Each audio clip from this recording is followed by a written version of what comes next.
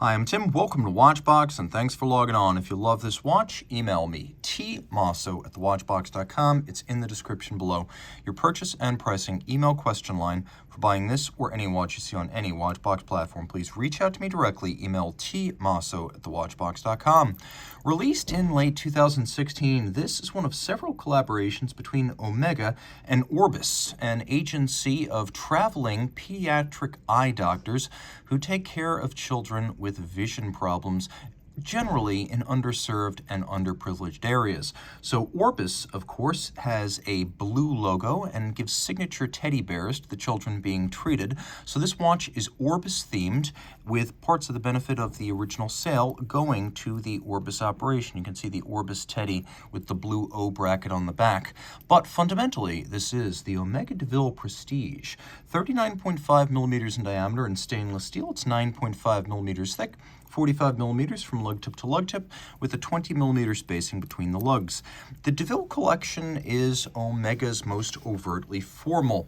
Some of the constellations are downright sporty, but the de Villes are resolutely upscale and refined. They're also some of the best fitting Omega watches, and you can see this one fits beautifully on my 16 centimeter circumference wrist. Being only 45 millimeters lug to lug, and that's even with the bracelet, it's nowhere near the edge of my wrist, meaning you could wear this watch on a wrist as small as 13.5 centimeters circumference. It's super flat with a domed bezel, so easily sliding underneath the cuff. Taking a quick look at the bracelet, it's nicely integrated with an end link that closes the gap to the case, so the two things mate together nicely. There's a little bit of a taper of the bracelet down from the end link to the clasp. You could see that it's a handsome 7-link design, full polish, plenty of gaps between links to avoid pinching skin, pulling hair, or trapping wrist heat. Quite agreeable if you live in a hot climate, so you won't constantly have to replace the straps. Pins and sleeves used for sizing the bracelet, so if you want to size this at home, you'll need a block and a punch, but it's fairly easy to do. You can also see that there is a intermediate sized link added on each side. In case you are in between sizes, you'll be able to size this precisely. Internally, you can see it also features an extensible sliding action, and then a single trigger release. You press the single trigger to open up the clasp, which externally has a little Omega logo on it. Now, taking a quick look at the case, as I mentioned, the de Villes are quite formal. We have a teardrop undertuck to a tapered lug that's broken out rather dramatically from the case band. This separate lug profile is often a feature designed to evoke vintage styles from the first half of the 20th century, and it does that quite effectively. We also have a bezel that has two flanges. It's a domed bezel, but it's an outboard flange and then a second flange where it abuts the sapphire. We have an Omega branded crown, push-down crown. We have a case back that snaps right on, and the watch is 30 meters water resistant. We have indices outboard as well as quarter Roman numerals. You can see we have hands that are Dauphine style and faceted down their center for better contrast and legibility against the metallic blue base. The metallic blue dial here is a chimera. As you move it, it changes its shading, its color. Even the legibility of the teddy bear motif varies dramatically as you move this one around. And of course, the dial is Orbis blue, but then we also have the true Orbis blue, which is what you actually see on the logo, used for the de Ville name as well as the hand. Now, the watch does have a hacking or stop seconds function, so you can set the watch to the second against a known accurate reference time.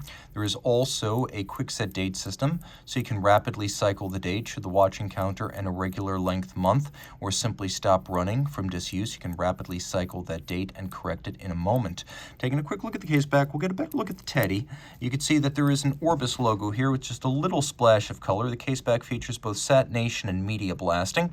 And then underneath we have an Omega caliber 2500. Once upon a time, that movement was called the Omega 1120. Before that, it was the ETA 2892A2, and so this is twice removed from the ETA base with a lot of Omega-specific refinements. Power reserve is now 48 hours automatic winding rather than the original 42. Features stop seconds, the quick set date. It has a coaxial escapement as envisioned by the great British independent watchmaker George Daniels and industrialized by Omega in the 90s. It is a COSC certified Swiss chronometer, and it has a quirky beat rate of 3.5 hertz and pivots on 27 joules.